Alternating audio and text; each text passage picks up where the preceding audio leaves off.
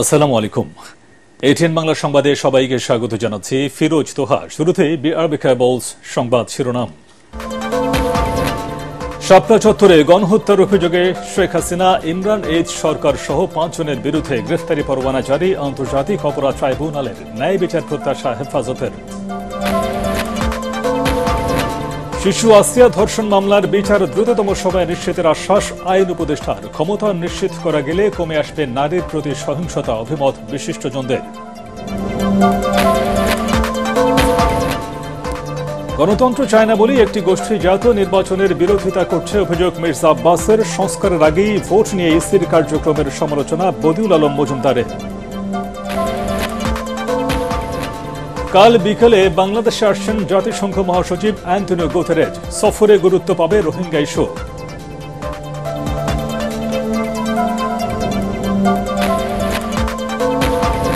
এবং আন্তর্জাতিক ক্রিকেট থেকে বিদায় নিলেন মাহমুদুল্লাহ রিয়াদ। ফেসবুকে পোস্ট দিয়ে অবসরের ঘোষণা।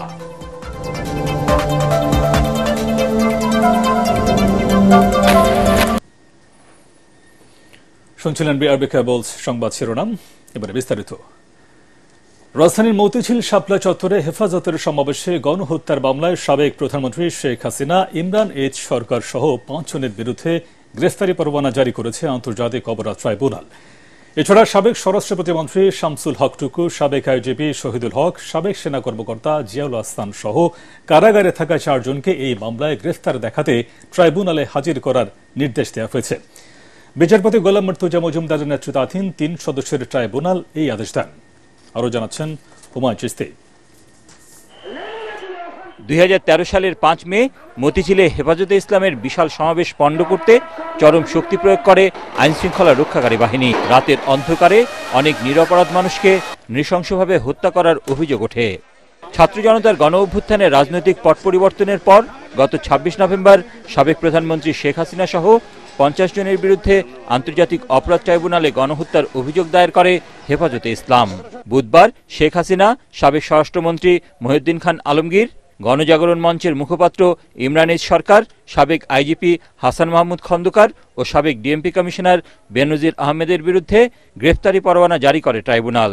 এছাড়া কারাগারে থাকা সাবেক স্বরাষ্ট্র প্রতিমন্ত্রী শামসুল হক টুকু, সাবেক আইজিপি শহীদুল হক, সাবেক সেনা কর্মকর্তা জিয়াউল আহসান ও সাবেক পুলিশ কর্মকর্তা মোল্লা নজরুল ইসলামকে এই মামলায় গ্রেফতার দেখানো হবে। স্বরাষ্ট্রমন্ত্রী, স্বরাষ্ট্র প্রতিমন্ত্রী, আইজিপি, র্যাবের প্রধান, এডিজি অফ পুলিশের ঊর্ধ্বতন কর্মকর্তারা তারা প্ল্যান করে এটা করেছেন। হাজার হাজার সদস্য অংশ নিয়েছে সঠিক, কিন্তু মানবতা বিরোধী অপরাধের বিচার করার জন্য আমাদের লাগবে কমান্ড স্ট্রাকচার। তারা নির্দেশ দিয়েছিল, তারা বাস্তবে ফিল্ডে থেকে কমান্ড করে এই কার্যটা করেছিল। সেই কারণে প্রথমে আমরা টপ কমান্ডারদেরকে বিচারের মুখোমুখি করতে চাই। সে কারণেই টপ কমান্ডারদের বিরুদ্ধেই আজকে গ্রেফতারি পরোয়ানা চাওয়া হয়েছে এবং সেটাই জারি হয়েছে। সেদিন হেফাজতের সমাবেশে ঠিক কতজন মারা গেছে তা তদন্ত প্রতিবেদনে উল্লেখ করা হবে বলে জানান চিফ প্রসিকিউটর। শাপলা চত্বরের গণহত্যার স্বচ্ছ তদন্ত ও ন্যায় বিচার প্রত্যাশা করে হেফাজতে ইসলাম। যারা গণহত্যার নির্দেশ দিয়েছিলেন, যারা গণহত্যার সহযোগিতা করেছেন এবং পরিকল্পনা করেছেন, তাদেরকে আইনের আওতায় এনে দৃষ্টান্তমূলক শাস্তি যেন আদালত ব্যবস্থা করে। অন্যদিকে সাভারের আশুলিয়ায় হত্যার পর লাশ পোড়ানোর ঘটনায় নায়েক সোহেল মিয়াকে মঙ্গলবার গ্রেফতারের পর হাজির করা হলে তাকে কারাগারে পাঠান ট্রাইব্যুনাল। হুমায়ুন চিস্তি, এটিএন বাংলা, ঢাকা। মাগুরায় শিশু ধর্ষণের মামলায় দ্রুততম সময়ে ন্যায় বিচার নিশ্চিত করার আশ্বাস দিলেন আইন উপদেষ্টা। তিনি বলেন, ধর্ষণের বিচারের জন্য বিশেষ ট্রাইব্যুনাল গঠন করা হতে পারে। ধর্মের দোহাই দিয়ে নারীদের হেনস্থা করলে কঠোর ব্যবস্থা নেওয়ার হুঁশিয়ারি উপদেষ্টার। এর আগে শিশু আসিয়া ধর্ষণের মামলা 1 মাসের মধ্যে শেষ করা সহ 5 দফা দাবিতে আইন উপদেষ্টাকে স্মারকলিপি দেয় ধর্ষণ বিরোধী মঞ্চ। রিপোর্টে জানাচ্ছেন মাহবুব কবির চপল। একের পর এক ধর্ষণের ঘটনায় সারা দেশে প্রতিবাদের ঝড়। নিপীড়নের বিরুদ্ধে সোচ্চার হচ্ছেন নারীরা। সচিবালয়ে আইন উপদেষ্টাকে স্মারকলিপি দেয় ধর্ষণ বিরোধী মঞ্চ। এতে 5টি দাবি জানানো হয়। সেগুলো হচ্ছে আসিয়া ধর্ষণের মামলা 1 মাসের মধ্যে সম্পন্ন করা, বিশেষ ট্রাইব্যুনালে ধর্ষণের বিচার, স্বরাষ্ট্র আইন ও মহিলা উপদেষ্টার জবাবদিহিতা, শিক্ষা প্রতিষ্ঠানে যৌন নিপীড়ন বিরোধী সেল কার্যকর করা এবং সাইবার বুলিং বন্ধে আইন সংশোধন। শিক্ষার্থীরা বলছেন, তনু, মুনিয়া সহ ধর্ষকদের দৃষ্টান্তমূলক শাস্তি হলে এমনটা ঘটত না। পূর্ববর্তী সময়ে যে ক্ষমতাসীন যে ব্যক্তিদের দ্বারা যে ধর্ষণগুলো সংঘটিত হয়েছে, তারা আইনি ফাঁকফোকরের ভিতর দিয়ে তারা সেখান থেকে বের হয়ে গিয়েছে এবং তাদেরকে সরকার বিচারের আওতায় নিয়ে আসে না। বিশেষ করে এখানে সোহাগী জাহান তনু এবং মুনিয়ার কেসের কথা বলেছি। দেশে ধর্ষণ কেন বেড়েছে তার ব্যাখ্যা নেই আইন উপদেষ্টার কাছে। তবে মাগুরার শিশু আসিয়া সহ ধর্ষণ মামলার দ্রুত ন্যায় বিচার নিশ্চিতের আশ্বাস দেন তিনি। পুলিশ অলরেডি ওই আসামি যারা আছে মাগুরার ঘটনায় তাদের অলরেডি ডিএনএ স্যাম্পল কালেক্ট করেছে গতকাল, সেটা আমি ওনাদেরকে জানিয়েছি এবং এটার বিচার কার্য কোনো রকম কাল বিলম্ব না করে দ্রুত এবং ন্যায় বিচার যেন করা হয়, সেই লক্ষ্যে আমাদের একটা বিশেষ নজরদারি থাকবে। ওনারা বলেছেন, একটা বিশেষ দাবি করেছেন, শুধু ধর্ষণের মামলার বিচারের জন্য একটা স্পেশাল কোর্টের কথা বলেছেন। উপদেষ্টা পরিষদে আলোচনায় বিষয়টি তুলব এবং যথাসাধ্য চেষ্টা করব শুধু শিক্ষা প্রতিষ্ঠান আর কাজের জায়গাতে না, রাস্তাঘাটে আমাদের মেয়েরা যেন উত্ত্যক্ত না হয়, হয়রানির শিকার না হয়, সেরকম একটা কম্প্রিহেন্সিভ আইন করা, এটা একদম সিরিয়াসলি একদম কথা দিয়েছি, এটা সিরিয়াসলি চিন্তা করব। আইন উপদেষ্টা বলেন, ধর্মের দোহাই দিয়ে নারীদের উত্ত্যক্ত করলে কঠোর ব্যবস্থা নেবে সরকার। ইফটিজিং বন্ধে করা হবে বিশেষ আইন। বিভিন্ন গোষ্ঠীর থেকে এবং যেভাবে ধর্মের অপব্যাখ্যা দিয়েও তাদের উপর আক্রমণ করা হচ্ছে, আমরা এটার বিরুদ্ধে জিরো টলারেন্স নীতি গ্রহণ করেছি। মরাল পুলিশিং যদি কারো করতে হয় নিজের উপর করেন, নিজেকে জিজ্ঞেস করেন আপনি মিথ্যা কথা বলেন নাকি, ইসলামের যে 5টা ফরজ আছে সেটা আপনি পালন করেন কিনা, এই মরাল পুলিশিং নিজের সাথে আগে করেন। 1 মাসের মধ্যে এসব আশ্বাসের বাস্তবায়ন না হলে কঠোর আন্দোলনের হুঁশিয়ারি দেয় ধর্ষণ বিরোধী মঞ্চ। মাহবুব কবির চপল, ATN বাংলা, ঢাকা। অতীতে নারীর ক্ষমতায়ন বলতে শুধুমাত্র শেখ হাসিনার ক্ষমতায়ন হয়েছে, তাই একক ক্ষমতায়নের বলয় থেকে বেরিয়ে এসে নারীর প্রকৃত ক্ষমতায়নের উদ্যোগ নেওয়ার তাগিদ দিয়েছেন বিশিষ্টজনেরা। রাজধানীর মুক্তিযুদ্ধ জাদুঘরে এক অনুষ্ঠানে আলোচকরা বলেন, সমাজের সর্বক্ষেত্রে নির্মোহভাবে নারীর ক্ষমতায়ন নিশ্চিত করা গেলে নারীদের প্রতি সহিংসতা কমে আসবে। এখন থেকে যেখানেই নারী নির্যাতন সেখানেই প্রতিরোধ গড়ে তোলারও আহ্বান জানান তারা। ইমদাদুল্লাহ বাবু রিপোর্ট। আন্তর্জাতিক নারী দিবস উপলক্ষে এই অনুষ্ঠানের আয়োজন করে জাতীয় কন্যা শিশু অ্যাডভোকেসি ফোরাম। এতে আলোচকরা বলেন, দেশের মোট জনসংখ্যার 51% এই নারীদের পেছনে রেখে কাঙ্ক্ষিত উন্নয়ন সম্ভব নয়। আমার মেয়ে ধর্ষিত হলে আমার লজ্জা না, যে ধর্ষণ করেছে তার লজ্জা। আসুন আমরা এভাবে মনোভাব বদলের চেষ্টা করি। আমরা যদি ফ্যাসিবাদের বিরুদ্ধে রুখে দাঁড়াতে পারি, ওইভাবে আমরা কেন নির্যাতনের বিরুদ্ধে, আমরা কেন ধর্ষণের বিরুদ্ধে আমরা দাঁড়াতে পারবো? নারী মুক্তি, ক্ষমতায়ন, অধিকার কেবল কাগজে আবদ্ধ না রেখে আমরা এটাকে কিভাবে আরো প্রসারিত করতে পারি, সেই জায়গাটা আমাদের আসলে দেখা উচিত। অনুষ্ঠানে বিশেষ অতিথির বক্তব্যে ডিবেট ফর ডেমোক্রেসির চেয়ারম্যান হাসান আহমেদ চৌধুরী কিরণ অভিযোগ করেন, অতীতে দেশে নারীদের কাঙ্ক্ষিত ক্ষমতায়ন হয়নি। নারীর বাংলাদেশে ক্ষমতায়নের কথা বলা হয়, আমি দুঃখের সাথে বলতে চাই বাংলাদেশে একজন নারী শুধু ক্ষমতায়ন হয়েছিল। সেই নারীর সামনে কিন্তু কোনো পুরুষ দাঁড়িয়ে, কোনো মন্ত্রী দাঁড়িয়ে, কোনো এমপি দাঁড়িয়ে, কোনো রাজনীতিবিদ দাঁড়িয়ে, কোনো সচিব দাঁড়িয়ে কোনো কথা বলতে পারতো না। তিনি ছিল পতিত প্রধানমন্ত্রী শেখ হাসিনা। বাংলাদেশে এখন সুসময় এসেছে, আমরা সেই প্রতিহিংসার রাজনীতি থেকে বের হয়ে আমরা আমাদের নারীদের প্রতি সমঅধিকার প্রতিষ্ঠা করে নারী পুরুষ সকলে মিলে বাংলাদেশের ঐক্যের বন্ধনের মাধ্যমে আমরা বাংলাদেশকে এগিয়ে নিয়ে যাব। প্রধান অতিথির বক্তব্যে নির্বাচন সংস্কার কমিশনের প্রধান ডক্টর বদিউল আলম মজুমদার বলেন, অধিকার আদায়ে নারীদেরও নিজেদের যোগ্য করে গড়ে তুলতে হবে। নারীর প্রতি নিগ্রহ নির্যাতন অবসানের কথা বলি, আমরা সমাজের সাথে লড়াই করছি না, নিজের সাথে লড়াই করছি।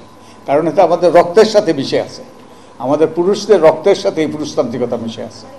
আবার নারীরা কিন্তু সামাজিকতার কারণে এটা অর্জন করেছে। পুরুষতান্ত্রিকতার ঊর্ধ্বে উঠে আমরা যেন এই সমাজে নারীদের জন্য সম অধিকার এবং সম সুযোগ এবং সকল রকম বঞ্চনার অবসান যেন আমরা করতে পারি। এ সময় নারীর অগ্রযাত্রায় অবদান রাখায় ঢাকা বিশ্ববিদ্যালয়ের শিক্ষক ডক্টর সামিনা লুৎফা এবং প্রান্তিক ও পাহাড়ি নারী অধিকার কর্মী ইলিরা দেওয়ানকে বিশেষ সম্মাননা দেয়া হয়।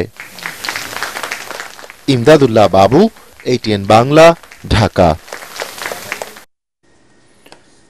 দেশে গণতন্ত্র ফেরাতে চায় না বলে কিছু লোভী রাজনৈতিক দল ও ব্যক্তি জাতীয় নির্বাচনের বিরোধিতা করছে বলে অভিযোগ করেছেন বিএনপির স্থায়ী কমিটির সদস্য মির্জা আব্বাস। ঢাকা মহানগর দক্ষিণ শাহজাহানপুর থানা বিএনপি আয়োজিত ৩১ দফা ও জনসম্পৃক্তি শীর্ষক কর্মশালায় তিনি এই অভিযোগ করেন। ভোটের অধিকার আদায়ের জন্যই হাজারো মানুষ জীবন দিয়েছে দাবি করে তিনি বলেন, দেশের স্থিতিশীলতার স্বার্থে অনতিবিলম্বে জাতীয় নির্বাচনের বিকল্প নেই। সংস্কারের কথা বলে নির্বাচন বিলম্বিত হলে জনগণ তা মেনে নেবে না বলেও মন্তব্য করেন মির্জা আব্বাস।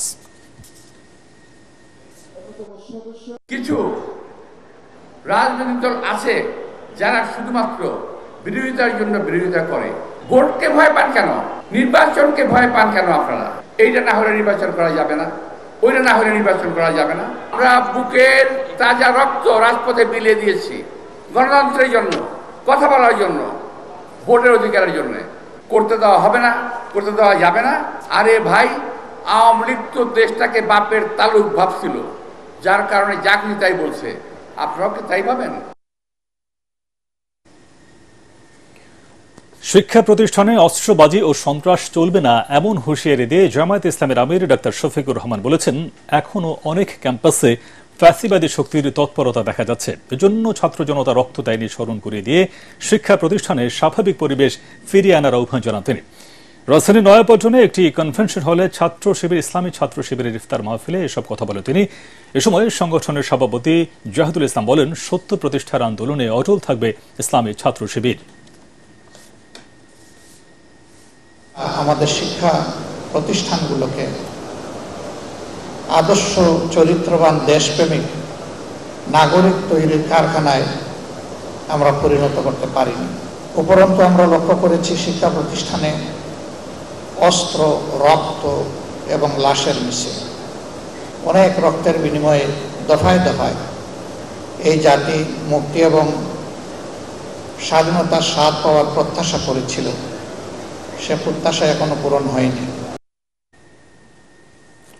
সংস্কার চূড়ান্ত হওয়ার আগে দল নিবন্ধন ও প্রবাসীদের ভোটের পদ্ধতি নির্ধারণে ইসির কার্যক্রমকে অযৌক্তিক বলছেন নির্বাচন সংস্কার কমিশনের প্রধান ডক্টর বদিউল আলম মজুমদার।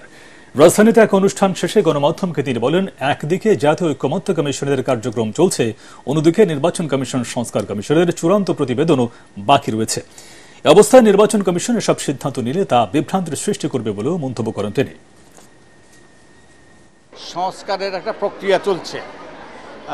এই প্রক্রিয়ায় যারা সংস্কারগুলো বাস্তবায়ন করবে তারা একটু অপেক্ষা করলে পারত। সংস্কারগুলো গুরুত্বপূর্ণ, কারণ আমাদের নিয়ম নীতি পদ্ধতি প্রতিষ্ঠানগুলো ভেঙে পড়েছে, যার ফলে স্বৈরাচারের উত্থান ঘটেছে, যার ফলে নির্বাচন ব্যবস্থাটা নির্বাচনে চলে গিয়েছে। এটা কাম্য ছিল না। আমি মনে করি যে নির্বাচন কমিশন সরকারের সাথে আলাপ আলোচনা করার প্রয়োজন ছিল এবং একই সাথে যে আমরা যে সকল প্রস্তাবগুলো দিয়েছি সেগুলো আমলে নেওয়া, গুরুত্ব নেওয়া দরকার ছিল তাদের।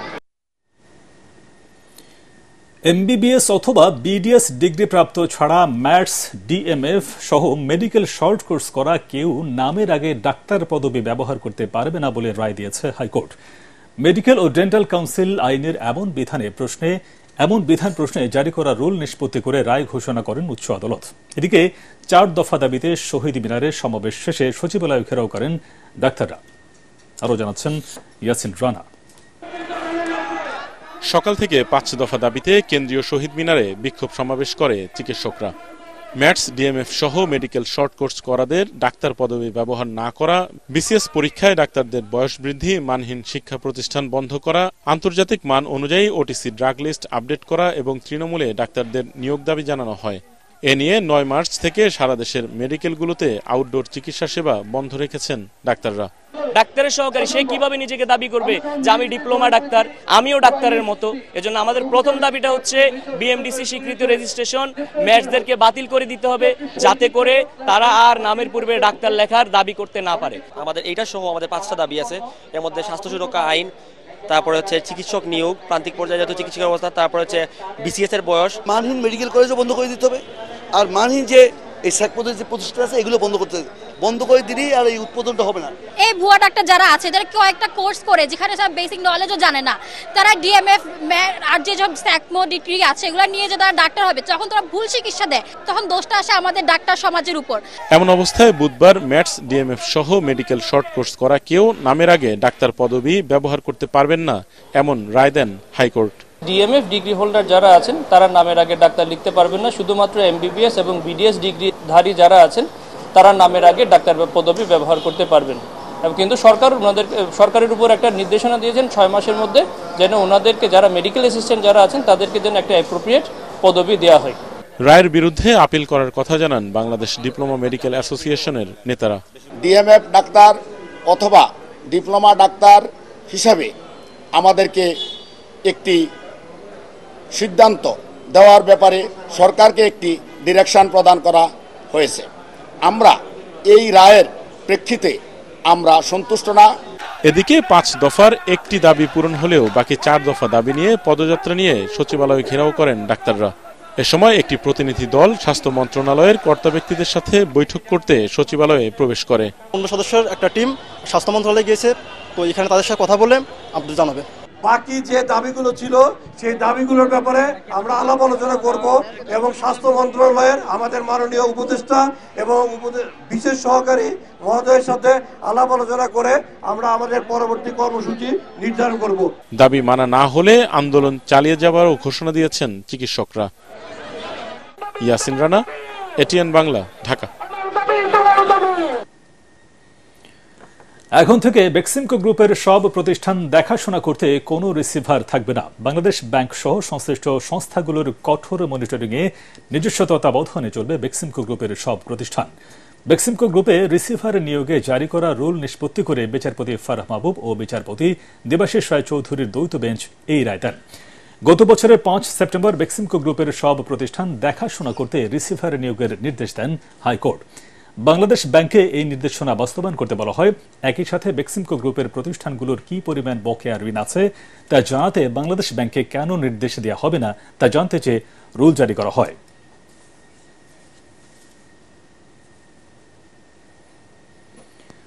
আশ্রিতাকে ধর্ষণের চেষ্টার জন্যই খুন হয়েছেন হাবিবুল্লাহ বাহার কলেজের সাবেক উপাধ্যক্ষ সাইফুর রহমান ভূঁইয়া। ডিম্পের মিডিয়া সেন্টারে সংবাদ সম্মেলনে একথা জানান উত্তরা বিভাগের উপপুলিশ কমিশনার মহিদুল ইসলাম। তিনি জানান, ঘটনার 4 দিন আগে সাইফুর রহমান আশ্রয় দিয়েছিলেন নাজেম ও রূপা নামের এক দম্পতিকে। রূপাকে যৌন নিপীড়নের পাশাপাশি সাইফুর রহমান তার স্বামীকে মেরে ফেলার হুমকি দেন বলেও জানায় পুলিশ।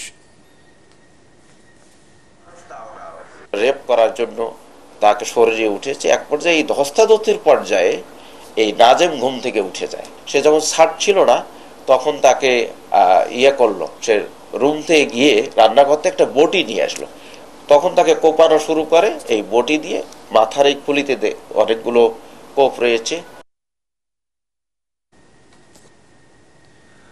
কাল বিকেলে ঢাকা আসছেন জাতিসংঘের মহাসচিব অ্যান্টনিও গুতেরেজ। শুক্রবার প্রধান উপদেষ্টার সাথে রোহিঙ্গা ক্যাম্প পরিদর্শনে কক্সবাজার যাবেন জাতিসংঘ মহাসচিব। তার সফরে রোহিঙ্গা সংকট সমাধানে বড় অগ্রগতি হতে পারে বলে জানিয়েছেন প্রধান উপদেষ্টার প্রেস সচিব শফিকুল আলম। বিস্তারিত জানাচ্ছেন ইকরামুল হক সাহেব। প্রায় 7 বছরের মাথায় দ্বিতীয় দফায় ঢাকা সফরে আসছেন জাতিসংঘের মহাসচিব অ্যান্টনিও গুতেরেস। বৃহস্পতিবার বিকেলে 4 দিনের সফরে বাংলাদেশে আসছেন তিনি। তার সফরে অগ্রাধিকার পাবে রোহিঙ্গা শরণার্থী সংকট ও মানবাধিকারের প্রসঙ্গ। জাতিসংঘ মহাসচিব শুক্রবার ঢাকায় অন্তর্বর্তী সরকারের প্রধান উপদেষ্টা অধ্যাপক মোহাম্মদ ইউনুসের সঙ্গে বৈঠক করবেন। এরপর তারা দুজনে বাংলাদেশ বিমানের একটি ফ্লাইটে একসঙ্গে যাবেন কক্সবাজার। রোহিঙ্গা ক্যাম্প পরিদর্শনের পাশাপাশি গুতেরেস রোহিঙ্গা সম্প্রদায়ের নেতা, যুব প্রতিনিধি ও নারীদের সঙ্গে আলাদা বৈঠকে অংশ নেবেন। ইউএন সেক্রেটারি জেনারেল উনি কক্সবাজার থেকে সরাসরি চলে যাবেন রোহিঙ্গা ক্যাম্পে। সেখানে উনি রোহিঙ্গা চিলড্রেনদের সাথে ওনার একটা প্রোগ্রাম আছে একটা ক্যাম্পে, এবং রোহিঙ্গাদের নিউট্রিশনের উপর ফুড সাপ্লাই বা এটার যে সিচুয়েশন এটার উপর ওনাকে একটা প্রেজেন্টেশন দেওয়া হবে। প্রধান উপদেষ্টার প্রেস সচিব শফিকুল আলম মনে করেন, গুতেরেসের সফরের মধ্য দিয়ে নতুন গতি পাবে রোহিঙ্গা সংকট সমাধানের বিষয়টি। আমরা আশা করছি যে এই ট্যুরটা ইটালি ইউএন সেক্রেটারির ট্যুরের ফলে এই সামনে যে কনফারেন্সটা হবে সেটা নিয়েও আরো কিছু আমরা ডেভেলপমেন্ট হবে, এবং আমরা আশা করছি যে সেপ্টেম্বরে যে কনফারেন্সটা সেটা রোহিঙ্গা দের ক্রাইসিসটার যেটা আর্লি রেজলিউশন, খুব দ্রুত যাতে একটা রেজলিউশন হয়, সেটার আমরা আশা করছি যে একটা ইমপেটাস পাবে। এছাড়া সংস্কার ও আগামী নির্বাচন ইস্যুতে জাতিসংঘ মহাসচিব ঐকমত্য কমিশনের সাথে বৈঠক করবেন বলেও জানানো হয় সংবাদ সম্মেলনে। বাংলাদেশের যে বিভিন্ন সংস্কার যে প্রস্তাব, অনেকগুলো সংস্কার প্রস্তাব এসেছে, পুলিশের, বিচার বিভাগের, জনপ্রশাসনের, এই সংস্কার প্রস্তাবগুলো বাস্তবায়নের ক্ষেত্রে জাতিসংঘের যদি বা জাতিসংঘের অধীনস্থ কোনো প্রতিষ্ঠানের যদি কোনো ভূমিকা রাখার সুযোগ থাকে, সেটা নিয়ে হয়তোবা আলোচনা হতে পারে। রমজানের প্রতি সংহতি জানিয়ে প্রতিবছর এই সময়ে মুসলিম প্রধান দেশ সফর করেন জাতিসংঘ মহাসচিব। ইকরামুল হক সায়েম, এটিএন বাংলা, ঢাকা। আন্তর্জাতিক ক্রিকেটকে বিদায় জানালেন মাহমুদুল্লাহ রিয়াদ। রাতে নিজের ভেরিফাইড ফেসবুক পেজে অবসরের ঘোষণা দেন বাংলাদেশের এই অভিজ্ঞ ক্রিকেটার। তিনি তার পোস্টে সতীর্থ, কোচ এবং বিশেষভাবে তার ভক্তদের প্রতি কৃতজ্ঞতা প্রকাশ করেন। দীর্ঘ ক্যারিয়ারে পরিবারের অবদানের কথাও লেখেন এই ব্যাটার। ওয়ানডেতে 239 ম্যাচ খেলেছেন মাহমুদুল্লাহ, যেখানে 36.46 গড়ে 5,689 রান করেছেন তিনি। 4টি সেঞ্চুরির পাশাপাশি হাফ সেঞ্চুরি হাঁকিয়েছেন 32টি। এছাড়া টেস্টে 5টি সেঞ্চুরি এবং 16 হাফ সেঞ্চুরি সহ 2,914 রান করেছেন তিনি। টি-20তে তার রান 2,444।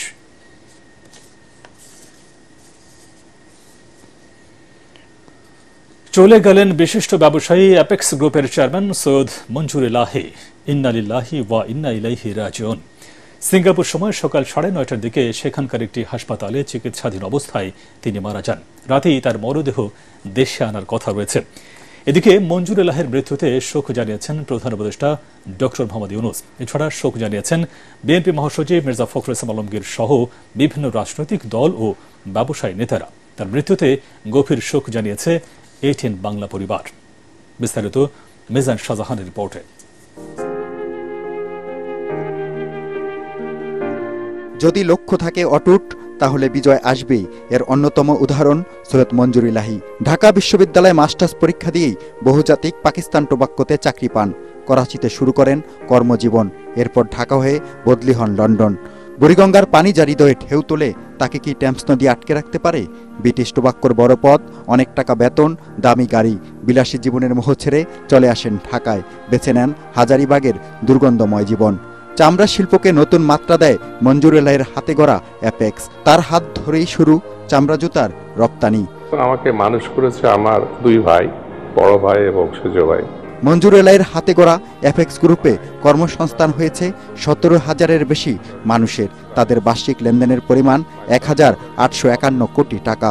একজন সফল শিল্প উদ্যোক্তা হওয়ার মধ্য দিয়ে প্রমাণ করে দিয়েছেন 70-এর দশকে বিলাতি জীবন ছেড়ে ভুল করেননি মঞ্জুর ইলাহি। উনি সবসময় সত্যিকারের সত্য কথাকে কখনো বলতে তিনি ভয় পেতেন না, এবং উনার যে জীবনের যে উত্থান, এটা বাংলাদেশে খুবই অল্প সংখ্যক লোক পাওয়া যাবে।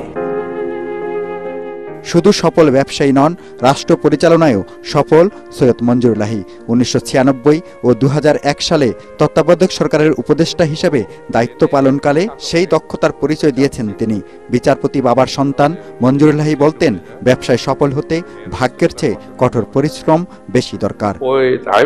বাবা প্যারিস, মাই গড, লাইফে কোনোদিন যায়নি প্যারিস। পদে পদে আলো ছড়ানো মঞ্জুর ইলাহি 83 বছর বয়সে সিঙ্গাপুরে শেষ নিঃশ্বাস ছাড়লেন। বৃহস্পতিবার বাদ জোহর গুলশান আজাদ মসজিদে জানাজা শেষে তাকে সমাহিত করা হবে বনানী কবরস্থানে, তার প্রিয়তমা স্ত্রী নীলুফার মঞ্জুরের কবরের পাশে।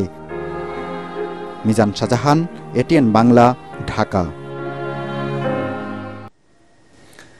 83তম জন্মদিনে ফুলেল শুভেচ্ছায় সিক্ত হলেন সমাজ সেবায় 21 পদকপ্রাপ্ত ব্যক্তিত্ব ও দেশের শীর্ষস্থানীয় শিল্প গ্রুপ পিএইচপি ফ্যামিলির চেয়ারম্যান সুফি মোহাম্মদ মিজানুর রহমান।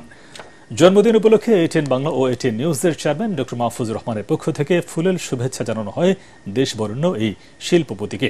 তার হাতে ফুল তুলে দেন এটিএন বাংলার চট্টগ্রাম বিভাগীয় প্রধান আলী আব্বাস ও মঞ্জুর কাদের মঞ্জু। দুপুরে চট্টগ্রামের নাসিরাবাদ হাউজিং সোসাইটির ধামিনা মঞ্চলে আয়োজিত অনুষ্ঠানে পিএইচপি গ্রুপের পরিচালক আলী হোসেন সোহাগ, মৌলানা কাজী মঈনুদ্দিন শাফি, নানুপুর ইসাপুর দরবার শরীফের শাহজাদা এবং আল আজহার একাডেমির শিক্ষার্থীরা ছাড়াও বিভিন্ন শ্রেণী পেশার মানুষ তাকে ফুলেল শুভেচ্ছা জানান এবং তার সুস্থতায় দোয়া কামনা করেন। পিএইচপি গ্রুপের কর্মকর্তা সহ বিশিষ্টজনেরা এ সময় উপস্থিত ছিলেন।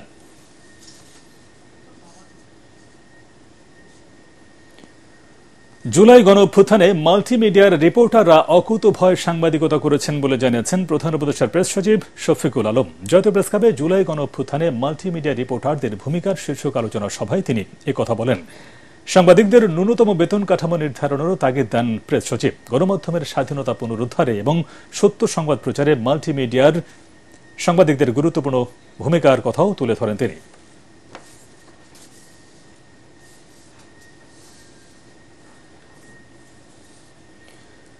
আওয়ামী লীগের ভূত পুলিশ ও প্রশাসনের মাথা থেকে এখনও যায়নি বলে মন্তব্য করেছেন বিএনপির কেন্দ্রীয় নেতা ও সাবেক উপমন্ত্রী রুহুল কুদ্দুস তালুকদার দুলু। দেশে আইন শৃঙ্খলা পরিস্থিতির মারাত্মক অবনতি হয়েছে, পুলিশ কোনো কাজ করছে না উল্লেখ করে তিনি আরও বলেন, তারা এই অন্তর্বর্তী সরকারকে ব্যর্থ করতে চাইছে। নাটোর সদর উপজেলা যুবদলের সাবেক সভাপতি মরহুম শাহিন আলমের পঞ্চম শাহাদাত বার্ষিকী উপলক্ষে আয়োজিত আলোচনা ও ইফতার মাহফিলে তিনি এসব কথা বলেন। সম্প্রতি ধর্ষণের ঘটনায় উদ্বেগ প্রকাশ করে দুলু অন্তর্বর্তী সরকারকে উদ্দেশ্য করে বলেন, এমন আইন করেন যে আইনে তাদের বিচার হবে, শাস্তি হবে এবং তা কার্যকর হবে। সদর উপজেলার চৌরি পঞ্চগ্রাম ঈদগাহ মাঠে লক্ষ্মীপুর খোলাবাড়িয়া ইউনিয়ন যুবদল আয়োজিত স্মরণ সভায় জেলা বিএনপির আহ্বায়ক রহিম নেওয়াজ ও সদস্য সচিব আসাদুজ্জামান আসাদ এ সময় অন্যান্যের মধ্যে উপস্থিত ছিলেন।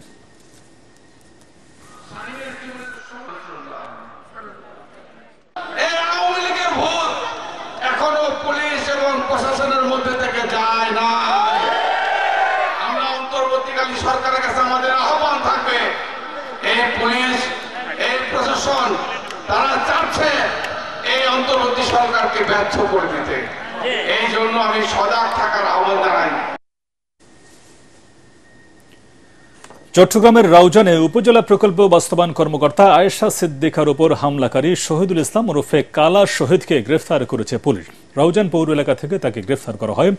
মামলায় উল্লেখ করা হয়, মঙ্গলবার দুপুরে রাউজান উপজেলা প্রকল্প বাস্তবায়ন কর্মকর্তার অফিসে ঢুকে তার উদ্দেশ্যে চেয়ার ছুড়ে মারে কালা শহীদ। ভুক্তভোগী কর্মকর্তা জানান, গ্রেফতারকৃত আসামি শহীদ বিএনপি নেতা পরিচয়ে বিভিন্ন সময় অফিসে এসে প্রকল্পের কাজ দাবি করতেন। আসামির উপযুক্ত শাস্তি দাবি করেছেন দুর্যোগ ব্যবস্থাপনা অধিদপ্তরের কর্মকর্তা ও কর্মচারীরা। এদিকে শহীদুল ইসলাম বিএনপি ও অঙ্গ সংগঠনের কোনো পদে নেই বলে জানিয়েছেন চট্টগ্রাম উত্তর জেলা যুবদলের সহসভাপতি সাবের সুলতান কাজল। আল আরাফা ইসলামী ব্যাংক অর্থ সংবাদ।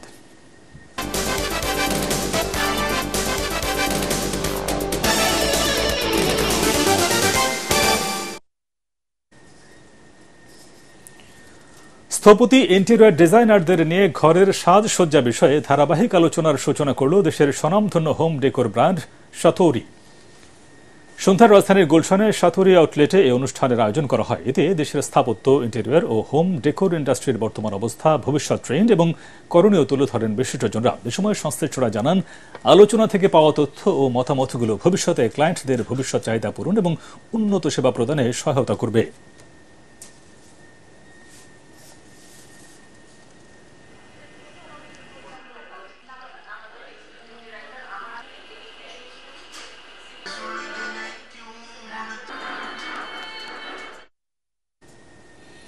এবারে আন্তর্জাতিক সংবাদ।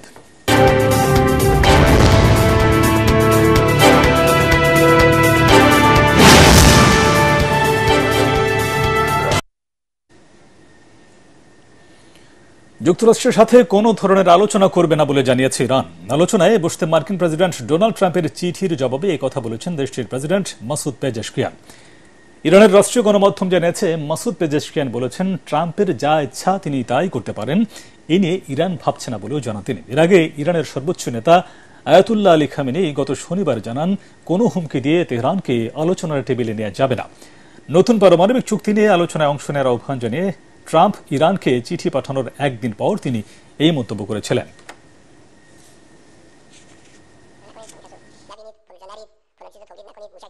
এবারে পাওয়ারটেক্স খেলার খবর।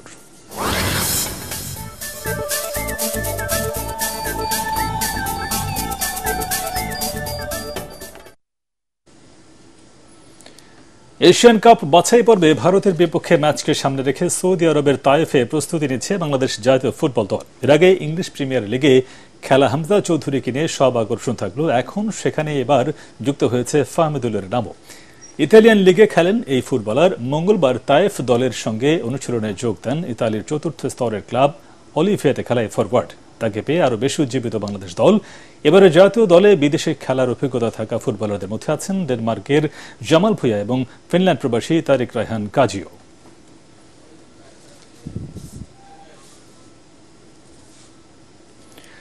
শেষ করার আগে বিআরবি কেবলস সংবাদ শিরোনাম আরেকবার। শাপলা চত্বরে গণহত্যার অভিযোগে শেখ হাসিনা, ইমরান এইচ সরকার সহ 5 জনের বিরুদ্ধে গ্রেফতারি পরোয়ানা জারি। আন্তর্জাতিক অপরাধ ট্রাইব্যুনালের ন্যায় বিচার প্রত্যাশা হেফাজতের। শিশু আসিয়া ধর্ষণ মামলার বিচার দ্রুততম সময়ে নিশ্চিতের আশ্বাস আইন উপদেষ্টার। ক্ষমতায়ন নিশ্চিত করা গেলে কমে আসবে নারীর প্রতি সহিংসতা, অভিমত বিশিষ্টজনদের। গণতন্ত্র চায় না বলে একটি গোষ্ঠী জাতীয় নির্বাচনের বিরোধিতা করছে, অভিযোগ মির্জা আব্বাসের। সংস্কারের আগেই ভোট নিয়ে ইসির কার্যক্রমের সমালোচনা বদিউল আলম মজুমদারের। কাল বিকেলে বাংলাদেশে আসছেন জাতিসংঘ মহাসচিব অ্যান্টনিও গুতেরেজ। সফরে গুরুত্ব পাবে রোহিঙ্গা ইস্যু।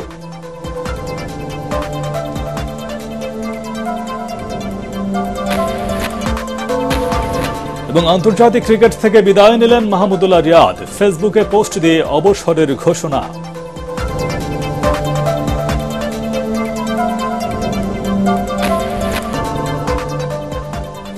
পরবর্তী সংবাদ দেখার আমন্ত্রণ জানিয়ে এখনকার মতো শেষ করছি। ATN বাংলার সংবাদ ইউটিউবে দেখতে ব্রাউজ করুন youtube/ATN বাংলা নিউজ। ধন্যবাদ সবাইকে।